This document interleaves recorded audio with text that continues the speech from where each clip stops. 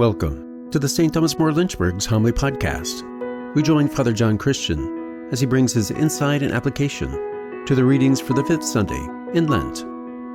On this, the fourth Sunday of Lent, we celebrate with our elect the third and final of the scrutinies, these rites of preparation as they make their way closer and closer to the font of salvation, that is baptism.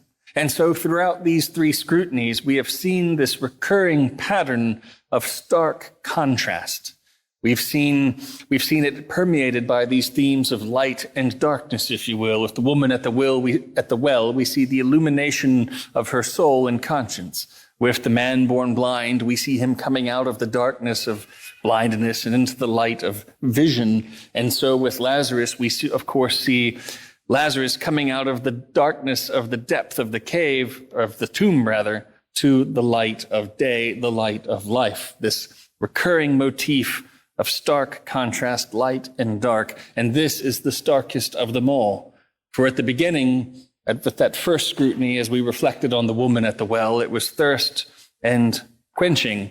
And with the second, vision or blindness and vision, and now the sharpest of all contrasts, life and death. And so we see in this that pattern of the Christian life, that movement from from darkness into light.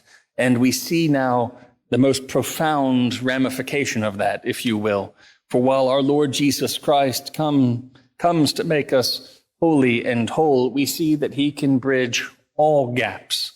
Not only the gap between conscience and sin and morality, but not only the gap between blindness and vision, but now that most ultimate of gaps, life and death.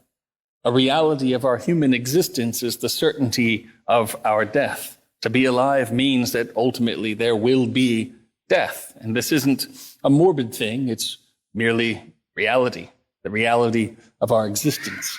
But in this instance, we see how that ultimate separation brought about through death, and death is, of course, the consequence of sin, we see how our Lord Jesus Christ can bridge even that great yawning chasm, how our Lord Jesus Christ can break the bonds of the grave and the tomb and bridge that gap. He comes upon Lazarus, who's been dead for 4 days. At 4 days, so we know that any semblance of the living man at that point was gone. As his own sister said, there would be a great stench. Decomposition would most certainly have set in there in the Judean desert. And yet, Jesus, undeterred, because he of course knows what he's about, as he is God amongst us, says, roll back that stone, remove it, and Lazarus come out. And out he comes, of course, alive again. God is the author of life and death. And so this is what we recall at the Easter Vigil. This is what we recall in the great Easter season. This is what we recall at baptism, soon to be celebrated for our elect at that great Easter Vigil. For to be baptized in our Lord Jesus Christ is to be baptized into his death.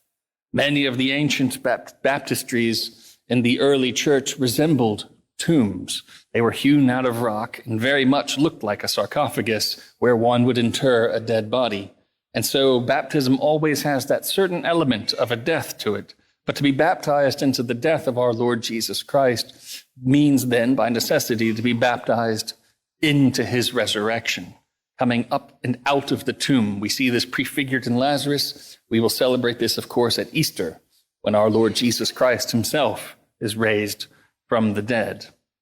And so as we reflect on these things with our elect as they prepare for the celebration of baptism at the Easter Vigil, it's well for all of us privileged to be baptized already, to recall and remember and truly reflect on what it is that our baptism means, to have been claimed in that font of salvation, to be claimed by the God who is the author of life and death, and to realize that in our life, there is indeed a purpose, that great purpose often articulated, to know God, to love him, to serve him, to be with him forever.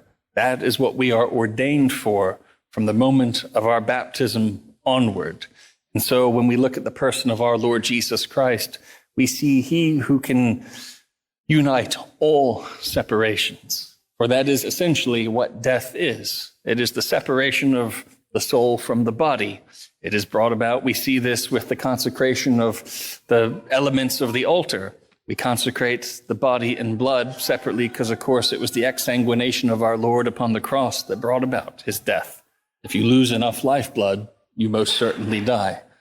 It is only sin that can separate us from God in his grace. And so again, we see this theme of separation that brings on these contrasts. It's the privation of light that brings on darkness. It's the privation of life that brings on death. It's the privation of illumination that leads to the dull conscience. And so we see how it is the person of our Lord Jesus Christ who heals these separations. He bridges these gaps. He undoes that power of the grave, and he indeed is the Lord of the living and the dead, and it is in him and him alone that we have that promise of life eternal, that great hope of salvation that is prefigured for us in the font of the waters of baptism, soon to be celebrated amongst these our elect here in just a short matter of weeks.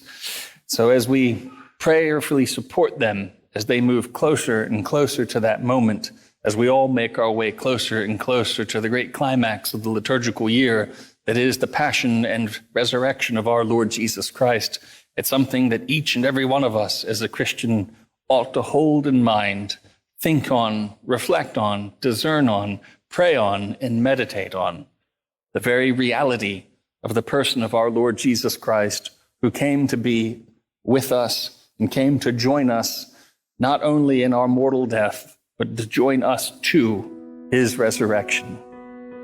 Thank you for tuning in to the St. Thomas More Lynchburg's Homily Podcast. For the daily reading and to learn more about the community of St. Thomas More, please visit our website at www.stmva.org. If you were blessed by our podcast today, please give it a like, a kind review, and share it with a friend. God bless.